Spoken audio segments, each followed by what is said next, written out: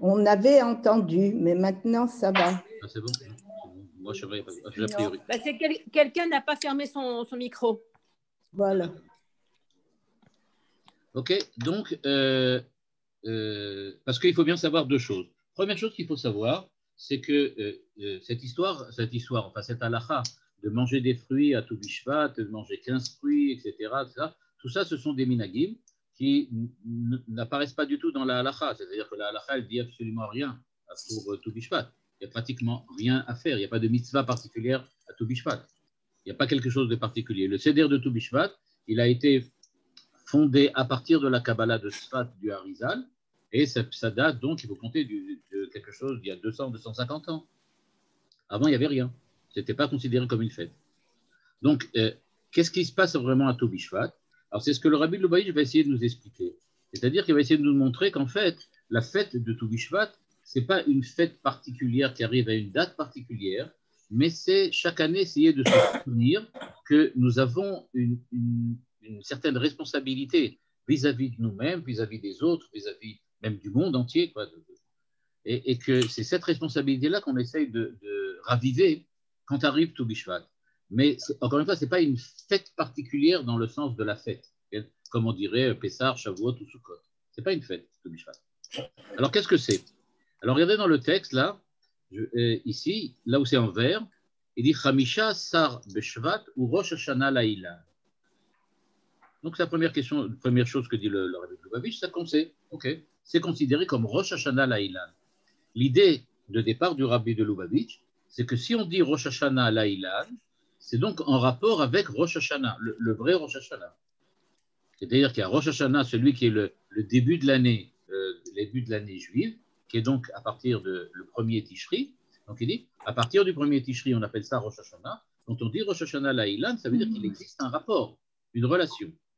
Or, on sait, dit le Rabbi de Lubavitch, que le Rosh Hashanah Laïlan, Rosh Hashanah, le vrai Rosh Hashanah, c'est un Rosh Hashanah dans lequel le monde entier va en bénéficier. C'est le début de l'année pour l'ensemble du monde, pour l'ensemble de l'humanité.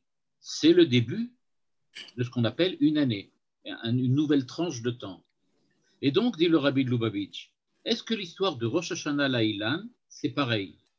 C'est-à-dire, est-ce que c'est seulement, dit le Rabbi de Lubavitch ici, seulement en Eretz Israël qu'on parle de Rosh Hashanah Laïlan, ou bien c'est aussi en Chutz Laaretz?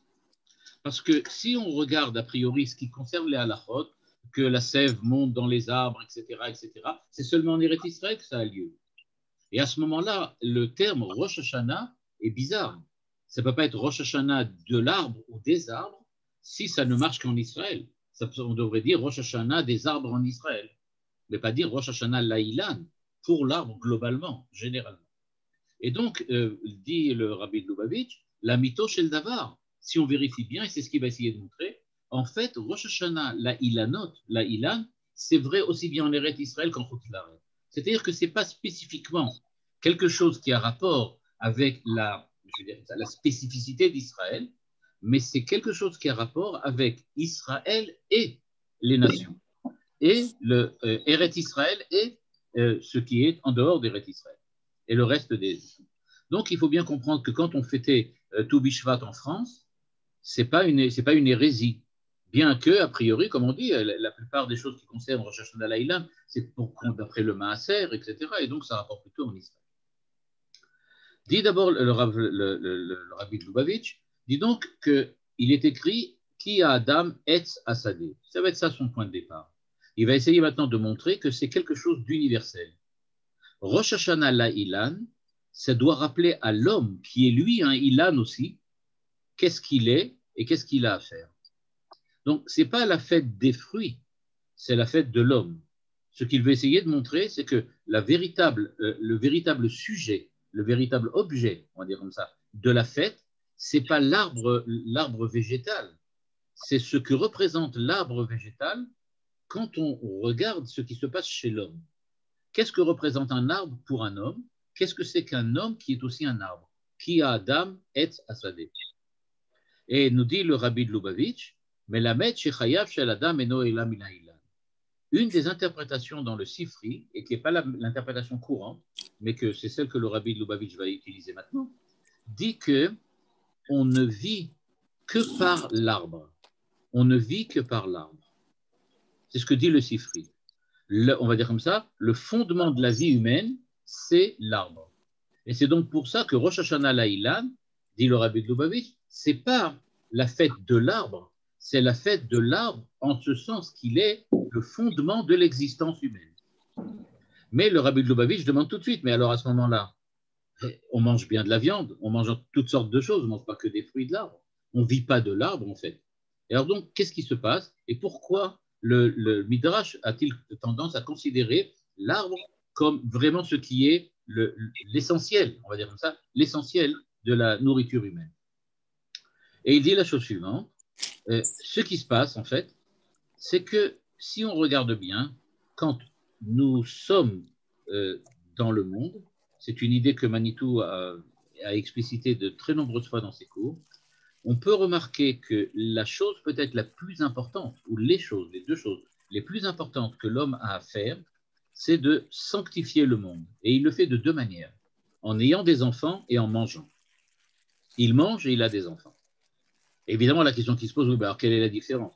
Manger, avoir des enfants, les chevaux aussi, ils mangent, ils ont des enfants. Ça va être différent. Donc, mais en quoi c'est différent? La différence, elle est, disait Manitou, qu'il s'agit de sanctifier ces deux actes, ces deux agirs. C'est-à-dire que c'est vrai que les chevaux aussi, ils mangent, mais ils ne mangent pas comme nous. Et ils ont des enfants, mais ils n'ont pas des enfants comme nous. C'est-à-dire que nous, on le fait ça de manière différente. On sanctifie ça. Et le Rabbi de Lubavitch explique là où c'est en jaune, et il dit qu'en fait, Ata'am shedomem someach v'chai bekocham le'azin et ha'adam, af she'adam ou le malamehem. C'est-à-dire, comment se fait-il que j'ai besoin, pour subsister, d'utiliser, de manger des végétaux, des animaux, et même des choses qui sont inanimées, comme des... Attendez 30 secondes, je vais juste faire quelque chose là, pardon. Ah, où c'est? Voilà. Voilà. Et donc, on a la possibilité donc, de manger tout, mais on peut donc, comme on dit, on peut bien manger du minéral, on peut manger, par exemple, je sais pas, des choses qui sont minérales, comme des, je sais pas quoi, je sais pas exactement du minéral, qu'est-ce qu'on mange, mais enfin bon, du végétal, de l'animal, c'est ce qu'on mange.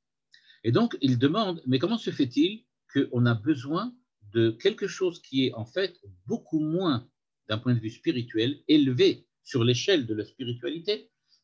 Comment ça se fait qu'on a besoin de choses qui sont tellement basses du point de vue de l'échelle de spiritualité pour que l'homme, que nous puissions subsister? A priori, je ne veux pas dire qu'on devrait être cannibale, mais a priori, on devrait essayer de manger, c'est-à-dire ce qui devrait nous apporter de l'énergie, devrait être de notre niveau au moins. Je vais peut-être essayer d'insister un peu plus sur l'idée. L'idée du Rabbi de Lubavitch, c'est que de quelque manière que l'on définisse qu'est-ce que c'est qu'un homme, ce qui doit apporter à l'homme son essentialité doit relever de l'humanité, mais pas d'autre chose, pas de quelque chose qui est inférieur. C'est la question qu'il demande. Il dit a priori, la logique voudrait que si quelque chose doit m'apporter l'existence humaine, c'est que c'est quelque chose d'humain. Or, on voit que ce n'est pas l'humain qui m'apporte de la vie. Ce qui m'apporte de la vie, c'est du végétal, du minéral, de l'animal, mais ce n'est pas de l'humain. Donc alors, comment ça marche? Et il va nous donner une explication qui est typiquement chassidique et qui est évidemment basée sur la Kabbale et qui dit la chose suivante. Il dit, le fi, pourquoi ça marche comme ça? Parce que shorsham ou le mala mishoresh adam, vekevan she shorsham naale yoter yardu le mata yoter.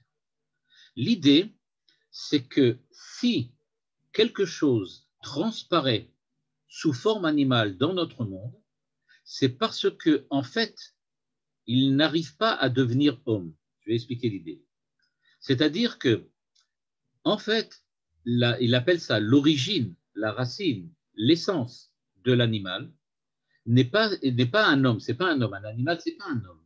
Mais qu'est-ce qu'il a de particulier? il a quelque chose en lui qui fait qu'on peut le définir comme venant d'une origine plus élevée que celle de l'homme.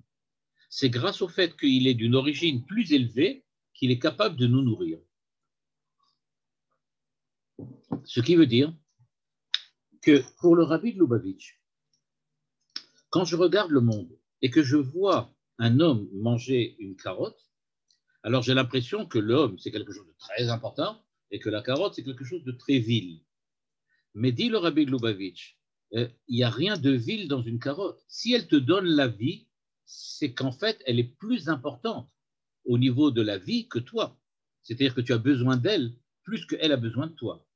Et si tu as besoin d'elle pour survivre, ça veut dire qu'elle a en elle quelque chose qui te permet à toi de survivre. Ou, on va continuer avec ça comme ça veut dire qu'elle a en elle une certaine énergie, une certaine puissance, une certaine réalité qui est à tel point importante pour toi que c'est celle-là qui te fait exister. Donc, ça veut dire qu'elle a en elle quelque chose de plus que dans l'humain, puisque c'est elle qui donne à l'humain la possibilité de vivre.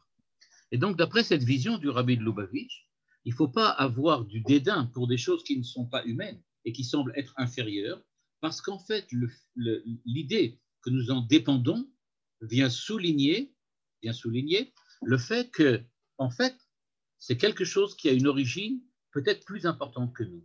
Il a en lui quelque chose que nous n'avons pas la capacité d'avoir. Nous avons tendance à dépérir, c'est-à-dire que quand on est de la manière dont nous sommes, eh bien on va petit à petit dépérir, on va mourir, mais grâce aux carottes, on va pouvoir survivre. Ce qui veut dire donc que, pas que la carotte est plus importante que l'homme, mais que l'origine, il y a quelque chose dans les végétaux qui nous permettent de survivre. Cette chose qui nous permet de survivre, elle est sûrement d'une origine plus importante, plus élevée que la nôtre, puisqu'en fait, elle nous permet d'exister. C'est ça l'idée que le Rabbi de Lubavitch voudrait essayer de montrer. Et il le dit là où c'est écrit en bleu, et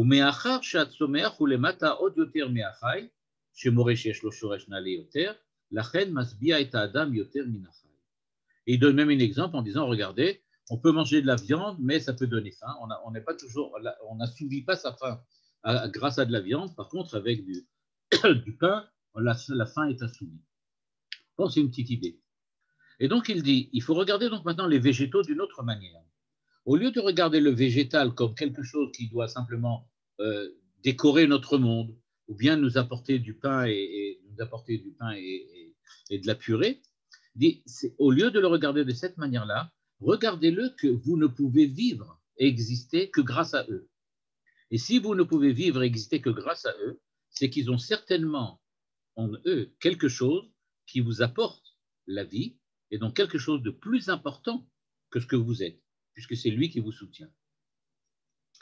Donc, quand on dit qu'il y a Adam et Tzasadé, on ne veut pas dire que l'homme, comme dit le Midrash, que l'homme ne mange que des fruits de l'arbre, mais ce qu'on veut dire, c'est que en fait, tout vient du végétal. C'est-à-dire, en fait, la base de la nourriture vient du végétal parce que l'énergie qui est apportée à l'homme grâce au végétal est peut-être d'un niveau plus important que l'énergie qu'il a en lui ou l'énergie qu'il pourrait récupérer à partir de la consommation d'un animal. Donc, dans cette idée-là, ce que le Rabbi de Lubavitch donc essaye de montrer, c'est que le Etzasadé, Adam Etzasadé, ça veut dire qu'il y a une dépendance de l'homme, mais la dépendance pas dans le sens d'une drogue, une dépendance, c'est-à-dire qu'il dépend. Il y a une dépendance de l'homme par rapport au végétal. On est dépendant du végétal. Le végétal nous apporte quelque chose qui est indispensable.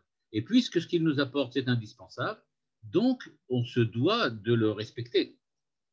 Et c'est pour ça qu'on est même comparé à lui. Qui a Adam et Tzasadé.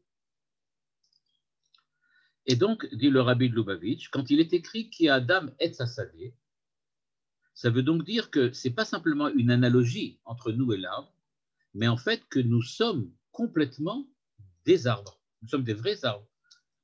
En ce sens, notre énergie fondamentale, ce qui nous fait vivre, c'est le végétal. D'un autre côté, dit le Rabbi de Lubavitch, l'homme n'est pas seulement appelé Etzasadé, il est appelé aussi Olam Katan. Olam Katan. Par rapport au monde qui est appelé Olam Gadol.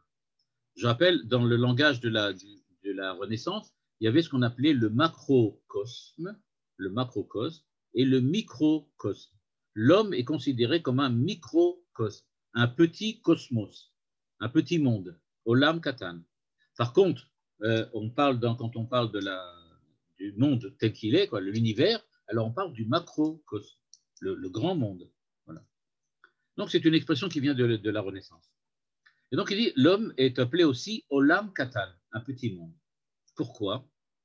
Parce que, dit le Rabbi de Lubavitch, Yeshnam gam ba'adam ve'amidot sheba adam bechinat atzomeach sheba adam. Et il nous dit, mais alors, si vraiment on est fondé sur le végétal, sur une espèce de qualité de végétalité, de digitalité, comment on appellerait ça. Okay? Donc il dit, si on est vraiment fondé sur le végétal, où est-ce qu'il y a en l'homme quelque chose qui s'apparente au végétal, c'est-à-dire qui s'apparente à l'arbre? Où est-ce qu'on trouve? Bien, il dit, c'est au niveau des vertus morales. Les vertus morales de la personnalité sont ce qu'on appelle la facette végétale de sa personnalité. C'est ce qu'on appelle, en fait, dit le Rabbi de Lubavitch, midot, les vertus morales. Les vertus morales que l'homme essaye d'acquérir sont des vertus qu'il appelle midot yeshnat smicha, em tzomchin mikatnut legadlut. C'est-à-dire, dit-il, quand on regarde la personnalité, on peut apprendre beaucoup de choses. On peut être très très sage, on peut être très très intelligent, et donc avoir beaucoup de connaissances. Mais ça ne s'appelle pas grandir comme un arbre. On ne grandit pas en étant plus intelligent. Qu'est-ce que ça veut dire grandir? Ça veut dire qu'on prend le même et qu'on le fait devenir plus grand. On va dire comme ça, c'est pas, on ne multiplie pas. On ne fait pas d'un homme 2 hommes ou 3 hommes. On ne rajoute pas dans la quantité, mais d'une manière proportionnelle, on devient plus grand. Et il dit donc que l'intelligence, c'est ajouter encore des connaissances. Par contre, changer du point de vue de la personnalité, du point de vue de la morale, c'est quelque chose de complètement différent. Quand quelqu'un devient un être plus moral, plus vertueux, alors il y a véritablement ce qu'il appelle ici une tzvicha, c'est-à-dire il pousse comme un arbre qui pousse, il évolue. Il y a une véritable évolution. C'est cette évolution-là qui est appelée la tzmicha, parce qu'on passe de ce qu'il appelle katnout, le fait d'être jeune, le gadlout, le fait d'être mûr. On passe de la jeunesse à la période quand on est mûr. Et donc, ce passage-là, il se fait exclusivement au niveau de la personnalité, c'est-à-dire des vertus morales. C'est-à-dire qu'au départ, quelqu'un, par exemple, est attaché à faire le bien parce que son père lui dit que c'est bien quand il est un enfant. Et donc, il est à ce moment-là sous l'influence de son père, et donc il va faire telle et telle chose. Bien. Mais après ça, il le fait parce qu'il va recevoir une récompense. Après ça, parce qu'il y a le comme dira-t-on, on va dire, oh, regardez que cet homme, comme il est bien, etc. Et donc, il y a une véritable évolution que le Rabbi de Lubavitch appelle une smicha, le fait que ça pousse, que ça grandit. Et donc, il y a une grandeur d'âme. Cette grandeur d'âme qu'on acquiert à la période de la maturité, ce qu'il appelle ici gadlout. Et donc, il dit, quand on arrive à la période de la maturité, c'est-à-dire qu'on est devenu quelqu'un de mûr. Et cette maturité, on l'a acquise grâce au fait qu'on a planté à un certain moment une certaine vertu en nous et que petit à petit, on l'a fait évoluer, on l'a fait grandir, on l'a fait se transformer jusqu'à ce qu'elle devienne véritablement quelque chose de présent en nous et qui nous donne véritablement notre, on va dire comme ça, le chromatisme de notre personnalité. Et donc, il y a d'un côté ce côté de somméar.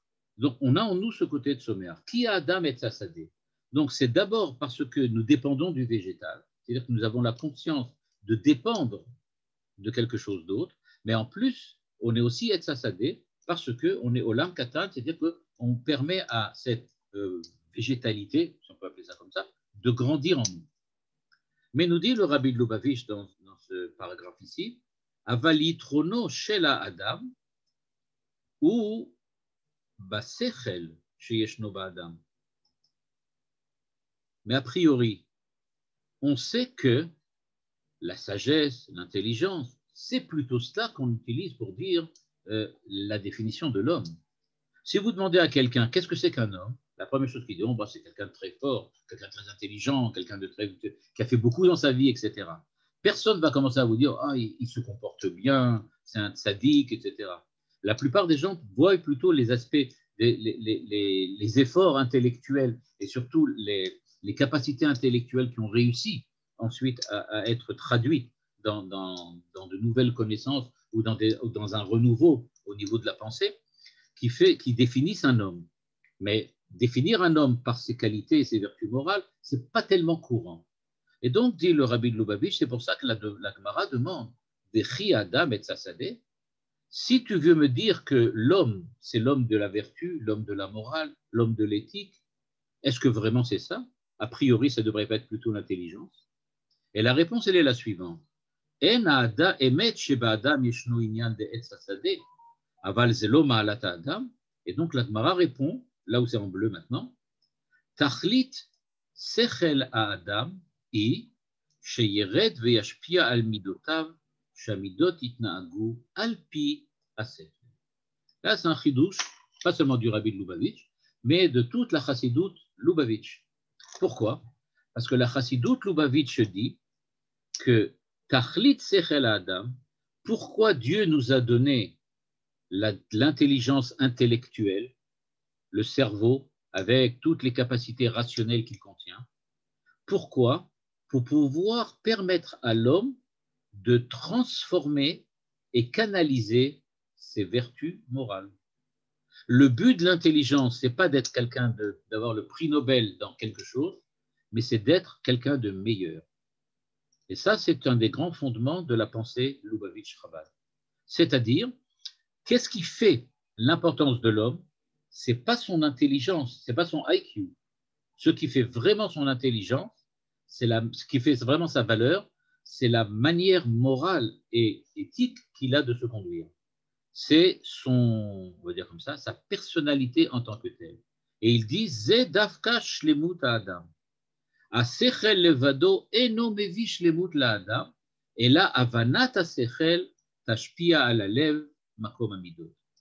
Et donc, il dit, il faut bien pas oublier que quand on parle donc qui Adam et Tzasadeh, ça vient nous apprendre quelque chose d'énorme. Et c'est ça le but de Tu Bishvat, d'après lui.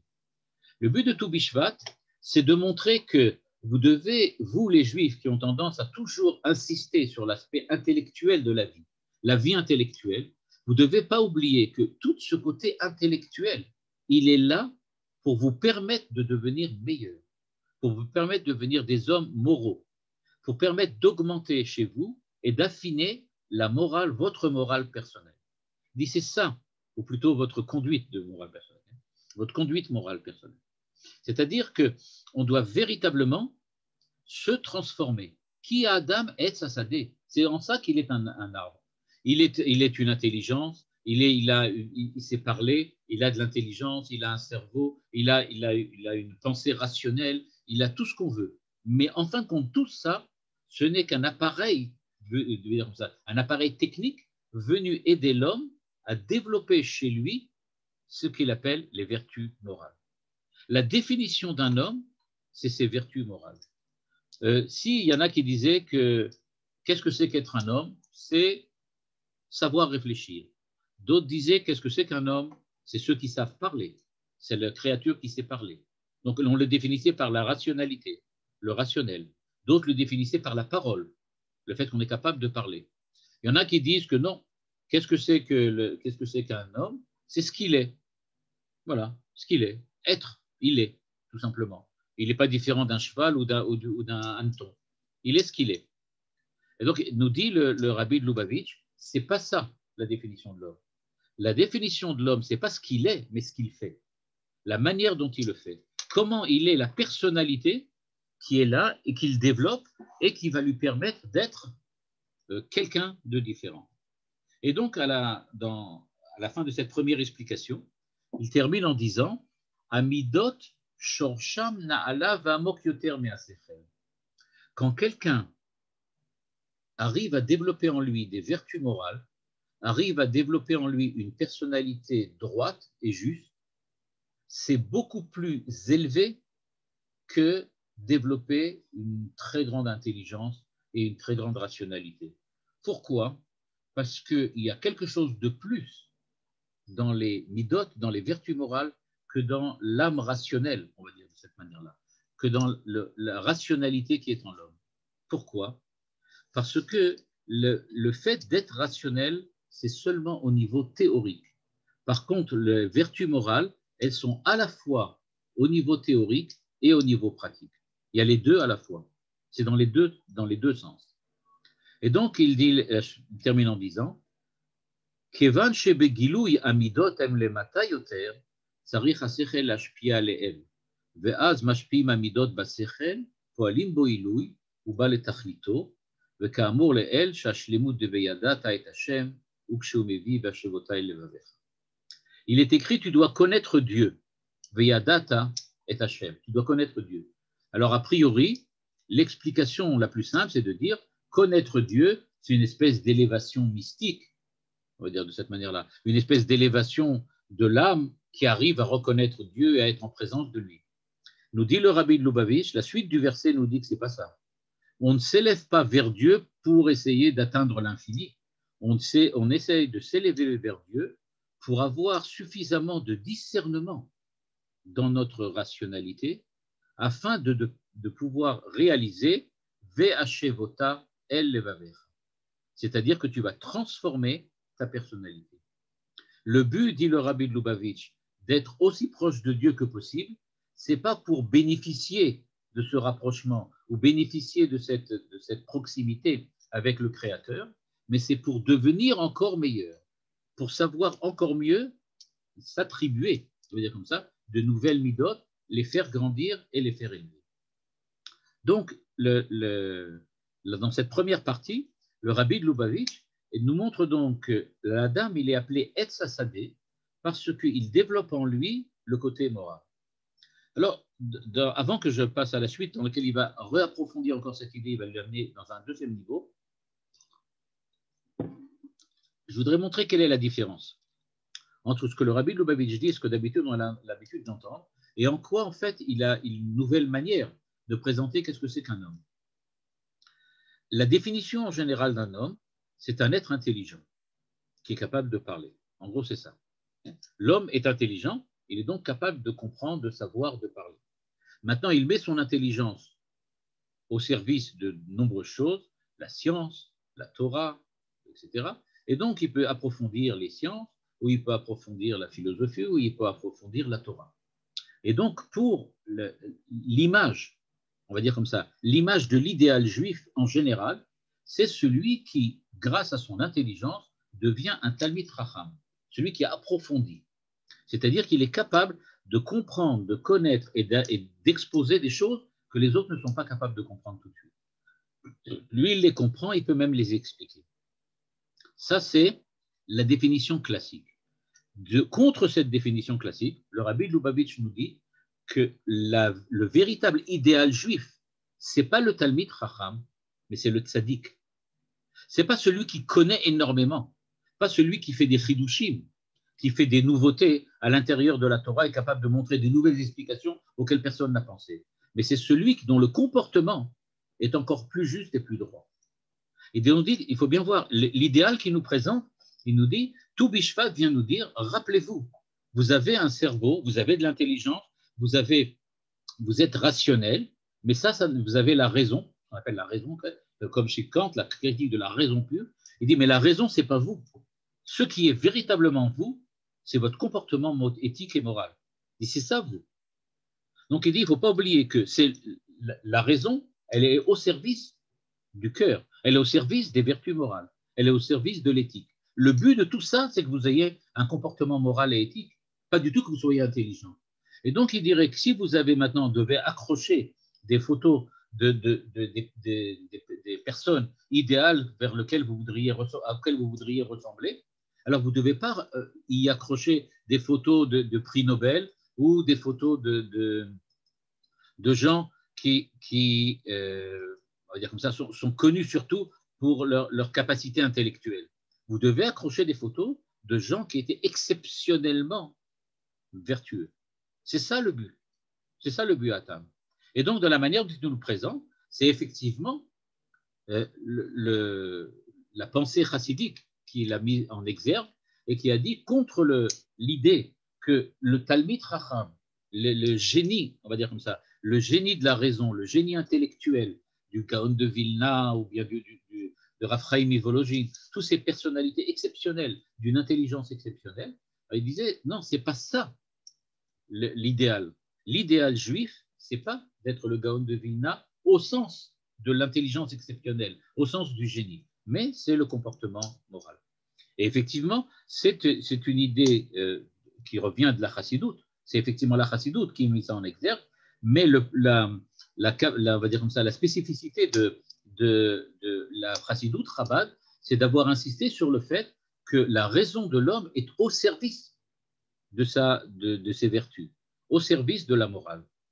On va dire d'une certaine manière, si dans le cadre de la philosophie, je regardais qu'est-ce qui est véritablement important, alors le Rabbi de Lubavitch dirait, c'est pas la métaphysique, Dieu, etc., les anges, c'est pas ça qui est important. C'est pas non plus de connaître la connaissance, ce qu'on appelle l'épistémologie, à savoir comment je connais les choses. Qu'est-ce qui est vraiment important? L'éthique et la morale, la philosophie de la morale. C'est ça qui est véritablement important. C'est ça qui doit, en fin de compte, doit donner à Adam et sa sadé. Mais ce n'est pas terminé. Le Rabbi de Lubavitch nous dit, il y a quand même, il va aller plus loin, il commence en disant, Biur ma'amar anal be'omet yoter. Il dit maintenant, je voudrais montrer qu'il y a encore beaucoup plus profond dans cette idée des Chachamim. Il dit, il y a une différence entre deux termes qu'on utilise. Il y a le mot Ish et le mot Adam. On parle d'un homme, on peut le définir soit comme Ish et soit comme Adam. Okay? Et quelle est la différence? Eh bien, il dit la différence, c'est justement au niveau de la raison humaine. Quand on parle de Adam,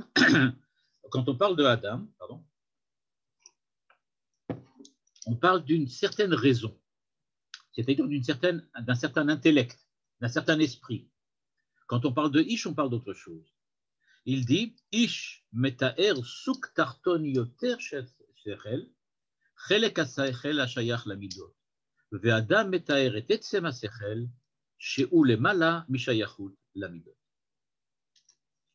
C'est-à-dire, nous dit-il, quand on parle de Ish, on veut parler de quelqu'un qui utilise son esprit, son intellect, sa raison au service de ses midot, au service de la morale, au service du comportement moral. Quand on dit Adam, on parle seulement de l'aspect intellectuel sans aucun rapport et aucune relation avec l'éthique et la morale. On dirait donc que Einstein était un Adam. Pourquoi? Parce que ce qui fait la valeur de l'intellect de Einstein, c'est surtout, pour nous en tout cas, quand on de l'extérieur, hein, pour lui c'est différent. Lui c'était quelqu'un de très moral, en dehors de ça. Mais pour nous, on regarde surtout l'intelligence exceptionnelle de cet homme. Donc on parle de son intelligence et c'est tout. Par contre, quand on va parler du Rabbi de Lubavitch lui-même, on va parler de Ish, c'est-à-dire quelqu'un qui a aussi quelque chose au niveau de la vertu. Et donc, dit-il, Adam et Sassadeh. Regardez maintenant comment il interprète ça. Est-ce que vraiment Adam, l'intellect pur, la raison pure, c'est ça et Sassadeh? C'est ça l'homme? Et Sassadeh, celui qui est un arbre. Est-ce que vraiment tu peux comparer Adam avec un arbre? Mais Adam, c'est seulement l'intellect, c'est seulement la raison, c'est seulement la théorie, c'est seulement les choses qui sont abstraites. Mais où se passe le comportement de l'homme dans le monde? Et Sassadeh, c'est quelque chose qui évolue. Ce qui évolue vraiment, ce n'est pas l'intellect, ce n'est pas la raison. Ce qui évolue, c'est la personnalité, les vertus et les qualités morales. Alors, dit la Gemara, Vechi Adam et Sassadeh, c'est Adam? Adam, sûrement pas. Ish peut-être, mais pas Adam. Donc c'est ça que la Gemara demande. Vechi Adam et Sassadeh. Il faut donc, où se trouve donc l'homme véritablement? Et la Gemara répond, ici, Vagmara metaretzet, donc là, c'est la réponse. Là, il cite la réponse de l'Agmara. Ve'agmara metaretzet, shekeshem sheba ilan, af shebefoal tzomchim aperot rak me'aprachim hayotzim me'anafim velo miguf ha'ilan, mikol sheken lo al shorashav, אף על פי כן מובן שכדי שהפירות יצמחו, מוכרחים וזקוקים גם לגוף. Il répond la chose suivante. La Gemara répond, non, il y a les fleurs. Et les fleurs, elles viennent du tronc. Qu'est-ce que ça veut dire?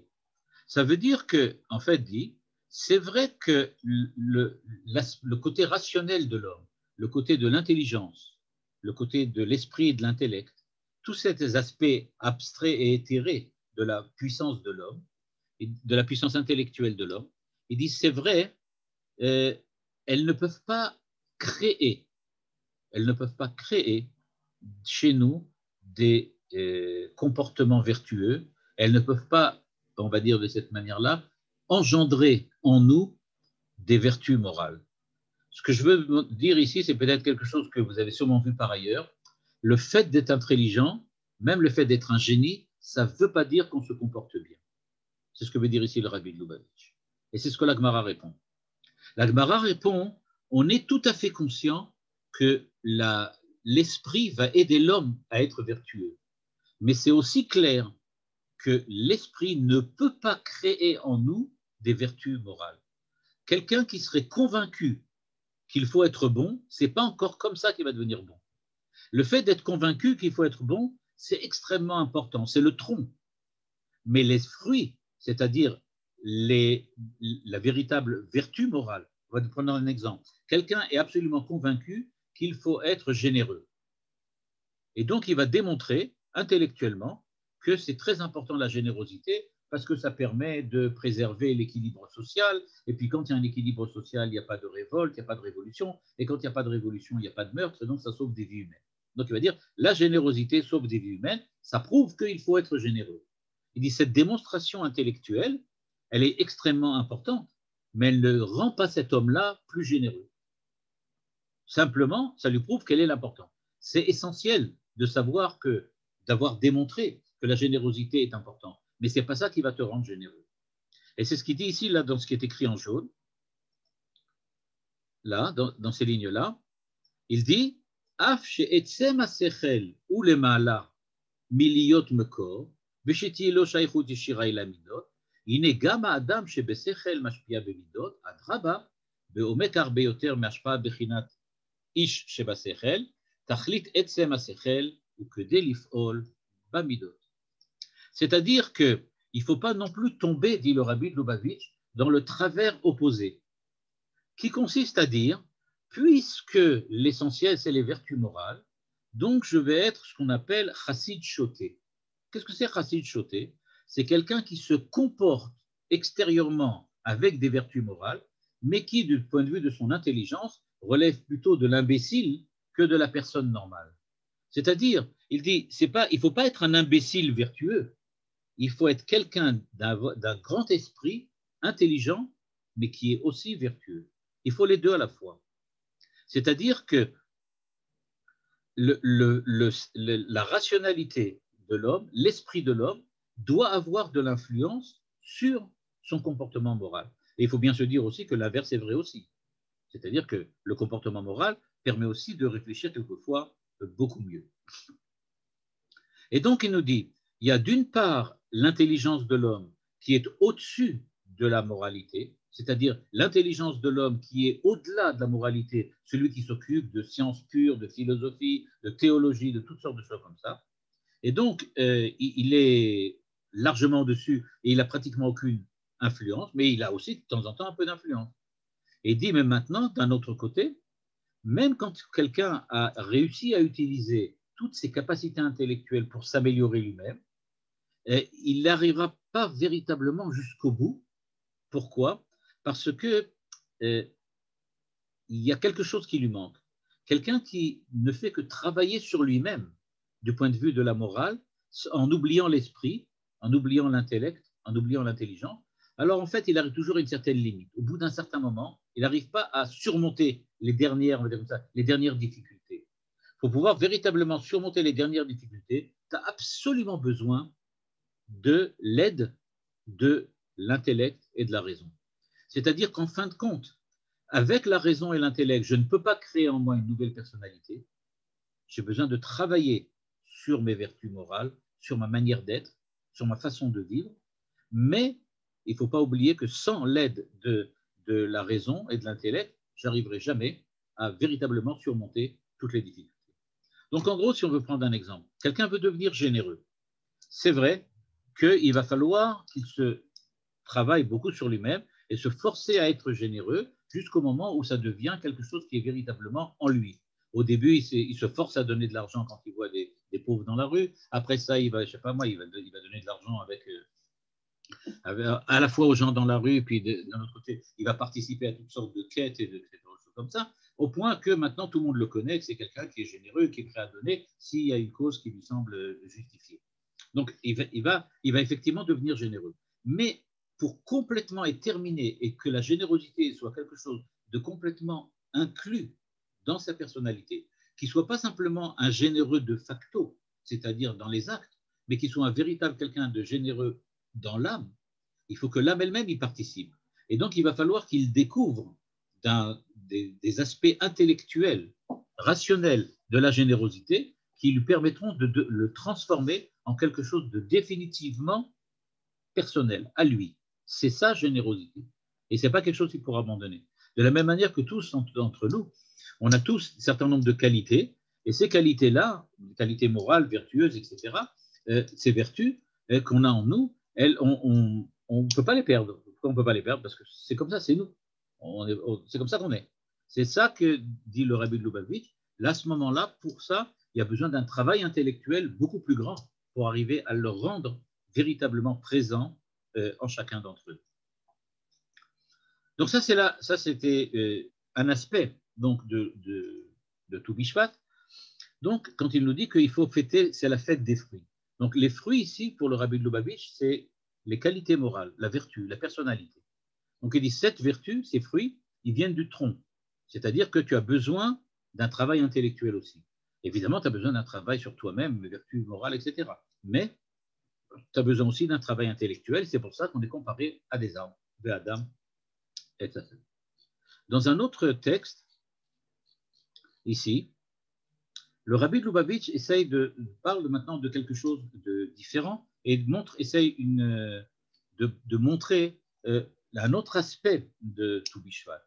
Il parle ici maintenant de l'aspect de Tou Bishvat en relation avec le fait qu'il y a ce dont on a parlé tout à l'heure. Comment fait-on pour pousser?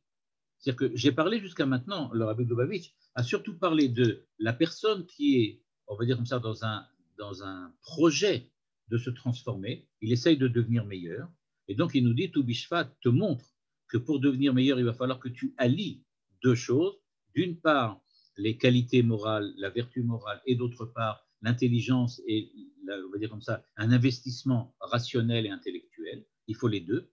Mais maintenant, à partir de quoi ça démarre? Comment fait-on pour créer une fois une mida? Comment je fais pour devenir généreux, mais au départ? Supposons, je ne suis pas généreux. Je suis né comme ça, pas généreux. Je suis pingre, je suis avare, je n'aime pas donner, je garde mon argent. Alors, comment je fais pour transformer ça? Le Rabbi de Lubavitch commence par nous dire la chose suivante. Il dit qu'il faut savoir que quand on parle des enfants d'Israël, on dit que Tevuat Hashem, on les appelle Tevuat Hashem. Ils sont la récolte de Dieu. La récolte, comme le blé. La récolte de Dieu. Donc l'homme est appelé Etzasadé, mais, regardez bien, Bnei Israël, maintenant on parle d'Israël. On ne parle pas de l'homme globalement. Okay? On parle d'Israël. Israël est appelé Tevuat Hashem. Il n'est pas appelé l'arbre, il est appelé Tevuat. C'est-à-dire, en plus d'être des arbres, nous sommes aussi du blé, un champ de blé. Pourquoi? Ki yeridat haneshamot be'Israël ba'aretz ikemozria ba'aretz. Parce que le fait que Israël a été créé, que les âmes d'Israël ont été créées, ça vient souligner le fait que nous avons été plantés dans ce monde-là. On est considérés comme des grains de blé qu'on a plantés pour que ça donne des épis. Le but, c'est de la même manière que tu mets un grain de blé dans la terre et qu'il devient un épi dans lequel il y a plus que ce qu'il y avait au départ, de la même manière, on voudrait que quand on plante, entre guillemets, les âmes d'Israël dans le monde, ça devienne plus que ce qu'il y avait au départ. Ça devienne plus. Mais il faut savoir, dit le Rabbi de Lubavitch, que ça a un petit problème. Pour pouvoir y arriver, ligne 12, pour pouvoir y arriver, il va falloir que tu passes par une épreuve pas évidente. C'est ce qu'il appelle Rikavon Achita Anizra. Il va falloir que le grain que tu plantes se détruise, disparaisse. Et à ce moment-là, il va paraître un épi. C'est-à-dire, la véritable difficulté que l'homme a à évoluer sur le plan moral, c'est qu'il est toujours obligé de passer par un passage, on va dire comme ça, obligé de passer par une épreuve d'annihilation, d'anéantissement et de destruction. On ne parle pas qu'il se détruit ou qu'il se suicide, ce n'est pas ça dont on parle. Ce dont on parle ici, c'est que pour pouvoir acquérir la générosité, par exemple, tu vas devoir passer une épreuve très difficile, celle dans laquelle tu vas détruire complètement, absolument, la vertu d'avarice que tu avais avant. C'est-à-dire, être avare, c'est mal. C'est très mal d'être avare. Mais il faut quand même un minimum de protection personnelle. C'est-à-dire, tu ne vas pas donner tout ton argent aux autres sous prétexte que tu es généreux. Il faut que tu en gardes une partie, parce que toi aussi, tu as besoin de vivre. Ta famille a besoin de vivre. Les gens qui sont autour de toi ont besoin. Donc, tu ne vas pas tout donner. Mais dit le Rabbi de Lubavitch, il va falloir passer par une période très difficile dans laquelle si tu as été avare, c'est la description que donne le Rambam, si tu étais avare à l'extrême gauche, tu vas devoir, pour être généreux au milieu, passer par une espèce d'exagération dans le don qui est à l'extrême droite. C'est-à-dire que tu vas devoir détruire, anéantir absolument ce qu'il y avait avant. C'est-à-dire qu'il va falloir que tu passes donc cette période très difficile dans laquelle tu vas t'opposer véritablement dans tes actes à ce que tu es a priori jusqu'à présent. Tu as une certaine personnalité et tu vas devoir faire le contraire absolu de ce que ta personnalité a tendance à te montrer de faire. C'est-à-dire, comme j'ai dit tout à l'heure, toi tu es avare de nature, tu vas devoir maintenant être quelqu'un qui est dispendieux. Tu vas devoir être chopoholis, tu vas dépenser sans compter. Donc, nous dit le Rabbi Lubavitch, c'est extrêmement difficile, mais c'est le seul moyen d'arriver ensuite à revenir au milieu et d'acquérir la véritable vertu qu'on doit acquérir. Et deuxièmement, dit le Rabbi Lubavitch, le verset dit « Azorim bedima berina yiktsoru ». Il dit, c'est vrai, quand tu plantes, Azorim bedima, tu vas pleurer. Parce que quand tu vas planter, le grain que tu vas planter va être détruit. Il n'y a pas le choix. Donc tu vas le perdre. Avalberina yiktsoru. Mais ce que tu vas récupérer, tu verras que ce sera avec de la joie parce que tu vas réussir véritablement à faire beaucoup plus que ce que tu as fait jusqu'à maintenant. Donc nous dit le Rabbi Lubavitch, regardez bien, comment fait-on pour devenir quelqu'un de bien, tel que la Torah le veut, pour être un juif tel que la Torah le définit? On doit être quelqu'un de vertueux. On est obligé de travailler sur soi-même et d'utiliser tout le temps son intellect, son esprit, son intelligence au service de sa vertu, au service de sa personnalité, au service de la morale. C'est ça le but de l'homme. Le but de l'homme, ce n'est pas d'acquérir des connaissances ou d'être un forcené de l'analyse. Ce qu'on doit, c'est devenir des êtres moraux. Pour devenir des êtres moraux, il faut investir. Et nous dit le Rabbi Lubavitch, eh bien, là aussi, l'idée de l'arbre revient. Adam et Tzassadé, pour planter un arbre, il va falloir que tu mettes une graine dans le sol. Quand tu mets la graine dans le sol, elle va être détruite. Tu vas passer toujours par un passage difficile dans lequel tu vas détruire ce que tu as et ce que tu es pour pouvoir essayer de changer et de transformer. Il n'y a pas de possibilité facile, on va dire comme ça. Il n'y a pas de facilité dans les transformations morales. La transformation morale est toujours accompagnée de douleur, mais, dit-il, Azorim bedima berina yiktsoru. Si effectivement tu as planté en pleurant, tu verras que quand tu vas récupérer, ça va ça va être avec beaucoup plus de bénéfices. Soit dit en passant, la Gemara dit que quel est le sens de Azorim, Bedima, Berina, Yiksoru? La Gemara elle-même, elle raconte en disant qu'il y avait une certaine époque dans laquelle il y avait la sécheresse, c'est-à-dire qu'il n'y avait pas beaucoup d'eau, et que les Juifs de l'époque qui habitaient en Israël hésitaient quoi faire. Ils avaient des graines, ils avaient deux possibilités. Utiliser le peu d'eau qu'ils avaient pour cuire les graines en question, en faire du pain, etc., et manger ce qu'il y avait, ou bien prendre, les mettre dans la terre, l'eau qu'ils avaient l'utiliser pour arroser, et espérer que ça allait grandir.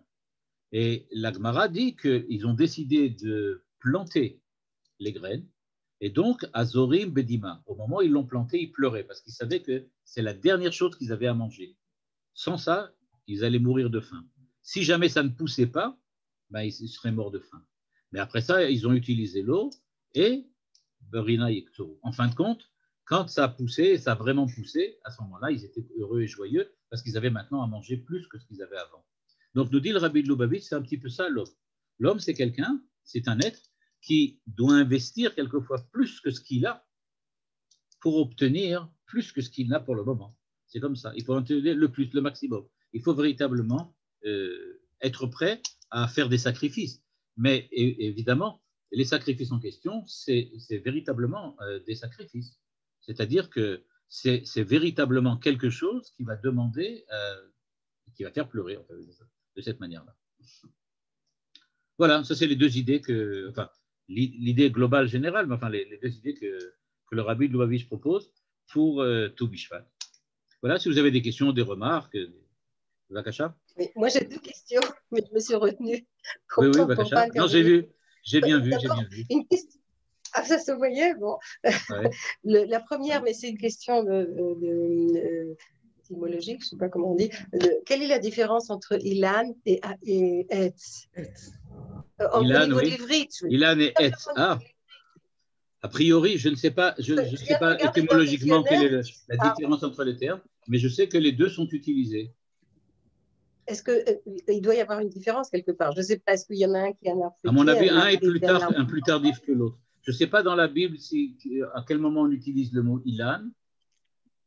Je sais que le mot Etz, évidemment, le mot Etz est utilisé tout le temps. Peut-être que le mot Ilan est plus tardif et peut-être de l'époque rabbinique plutôt.